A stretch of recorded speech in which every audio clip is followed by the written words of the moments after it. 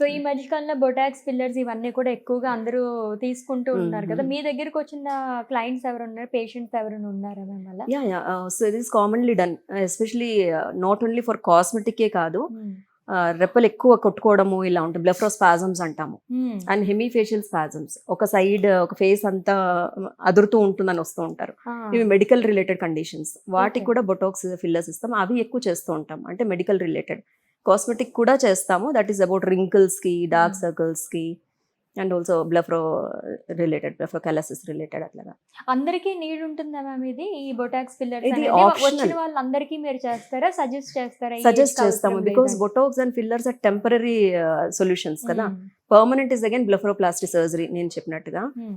So we give that option. కొందరు టెంపరరీగా చేయించుకునే వాళ్ళు, లేక ఏదైనా ఇంపార్టెంట్ ఫంక్షన్ ఉంది ఇమీడియట్ గా చేసుకోవాలి, తర్వాత వస్తాం అట్లా పోస్ట్పోన్ చేయాలి సర్జరీ అనుకునే వాళ్ళు బొటాక్స్ ఫిల్లర్స్ కి వెళ్తారు. సో బ్లెఫరోప్లాస్టీ అనేది ఇన్ కేస్ 2 సైడ్స్ చేసుకుంటే గనక జనరల్‌గా దట్స్ ఇంకా permanent solution. Both permanent sides చేస్తే లుక్ అనేది పర్ఫెక్ట్ గా వస్తుంది. కొంచెం బిగ్ ఐస్ గురించి అది చేయించుకుంటూ ఉంటారా? లేకపోతే రింకిల్స్ అండ్ ఫోల్డ్స్ కి, ఐ ఫోల్డ్స్ కి, okay. Age related excessive folds వచ్చేస్తాయి కదా, that gives old age look, elderly look ఇస్తుంది. ఓకే. సో అది తీయడం వల్ల, ఎక్సెస్ స్కిన్ అవి తీయడం, టైట్ స్కిన్ అవడం వల్ల 10 years యంగర్ కనిపిస్తారు. ఓహ్!